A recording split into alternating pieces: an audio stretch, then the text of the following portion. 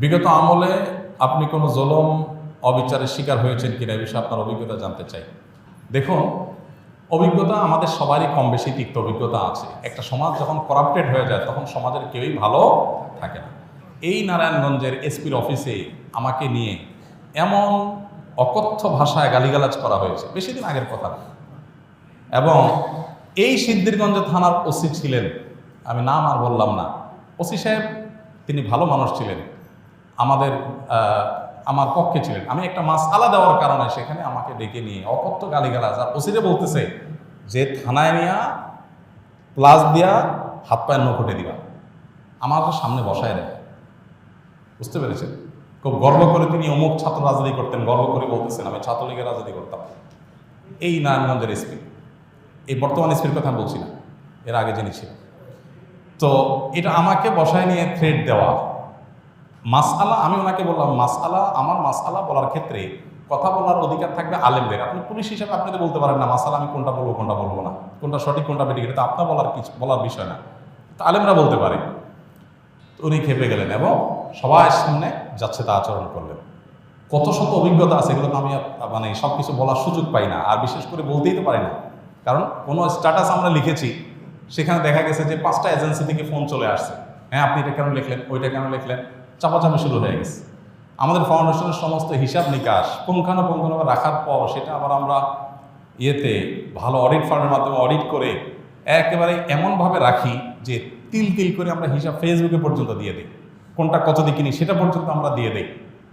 এত কিছুর পরও দেখা গেল যে আমাদেরকে বিভিন্নভাবে নাজেহাল করার চেষ্টা করা হতো কোনো লোক। আলহামদুলিল্লাহ এর মধ্যেও প্রশাসনের উপরস্থ কিছু কিছু মানুষ পরেশান করলেও নিচু পর্যায়ের বা মাঝারি বা কোনো উপরস্থ কর্মকর্তাদের সহযোগিতাও ছিল। তাদের সহায়তা না থাকলে এতদূর আমরা আসতে পারতাম না। কিন্তু একটা বড় অংশ আমাদেরকে দৌড়ের উপর রাখতো। ইস্তেসকার নামাজের ঘোষণা দিছি, আমার বাসার নিচে দেখি যে বিভিন্ন গোয়েন্দা সংস্থার গাড়ি বোঝাই করা, মানসিকভাবে পেরেশানি। বাবা ইস্তেসকার নামাজ পড়বো, একটা নিরীহ একটা ইবাদত, আল্লাহর কাছে দোয়া করবো দেশের ভালোর জন্য।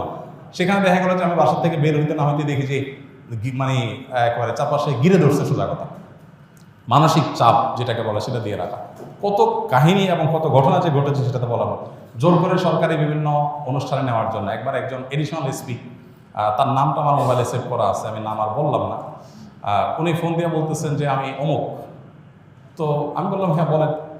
তো উনি বলতেছিলেন যে আমাকে সব হুজুররা কিন্তু চিনে, খুব নেগেটিভভাবে বলতেছেন, হুজুরদের সব সাইজ করি আমি, আমার নাম সব হুজুরদের মুখস্থ, আপনার সাথে আমার প্রথম কথা হচ্ছে। এটা হলো শুরুতেই কথা না। এরপর কি হয়েছে, বলেছে একটা অনুষ্ঠানে যাইতে হবে আপনাকে, সেখানে অমুক অমুক থাকবে, রাষ্ট্রের সবচেয়ে বড় বড় পর্যায়ের লোক তারা থাকবেন, আপনাকে যেতে হবে। কি হয়েছে সেখানে আপনাকে একটা বক্তব্য দিতে হবে। তো আমি বুঝছি যে আমাকে একটা প্ল্যান ওয়াইজ আমাকে দিয়ে একটা জিনিস করানো হবে। আমি বিভিন্নভাবে অপারগতা প্রকাশ করলাম, বলে যে রাষ্ট্রের প্রয়োজন আপনি অস্বীকার করতেছেন। হ্যাঁ আমার রাইট আছে, রাষ্ট্র চাইলে আমার যেখানে সেখানে বাধ্য করতে পারে না, আমি সাধারণ নাগরিক।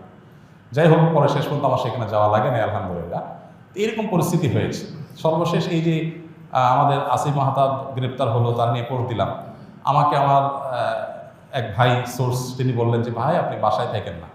তো রাতে, এই কয়দিনের আগের কথা, রাতে যায় আরেক বাসায় যায় ফিকাম, এই কয়দিন আগের কথা, আগের বাসায় গিয়ে পালায় থাকতাম।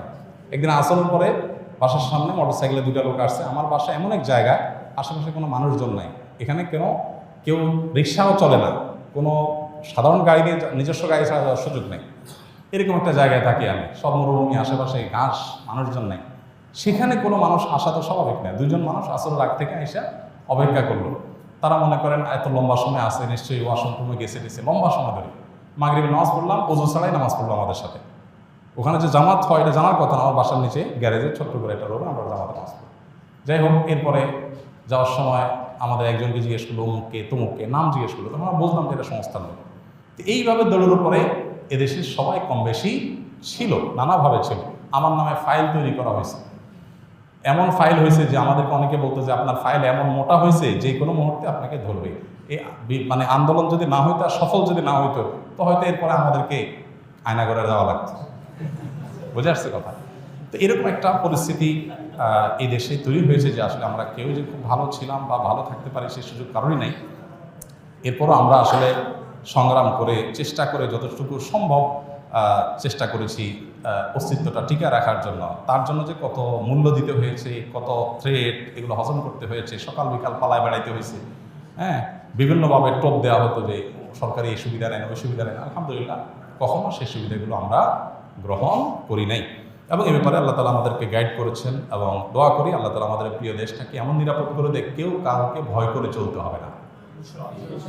আল্লাহ যেন সেরকম নিরাপদ করে দেন, এবং আমরা সবসময় আল্লাহর কাছে দোয়া করি আল্লাহ তালা যেন এরকম। আমি এর পাশাপাশি প্রশাসনের কিছু ভাইদের কথা বলবো যে আলহামদুলিল্লাহ খারাপের মধ্যেও কিছু ভালো মানুষ বিভিন্ন পর্যায়ে আছেন যারা টুকটাক সহযোগিতা করেছেন, তবে বেশিরভাগ ক্ষেত্রেই আমরা এ ধরনের নাজেহালের শিকার হয়েছি। আল্লাহ আমাদেরকে নিরাপদ একটি দেশ, নিরাপদ একটা ভূমি পাওয়ার তৌফিক দান করুন। আমাদের সমস্ত কষ্টগুলোকে আল্লাহ তাআলা দূর করে দিন। সকল মাজলুমের জুলুমের অবসান হয়ে যাক, সকল বৈষম্য দূর হয়ে যাক। মানুষ পেটে ভাতে যাই খায় থাকে অন্তত নিরাপদে যেন থাকতে পারে, কোনো থ্রেট, কোনো হুমকির মধ্যে যেন থাকতে না হয়। কোনো একটা কথা লিখলে, কোনো একটা কথা বললে যদি 5টা টেলিফোন আসে আর চাপ আসতে থাকে, তাহলে মানুষ স্বাধীনভাবে কোনো কথা বলতে পারে না।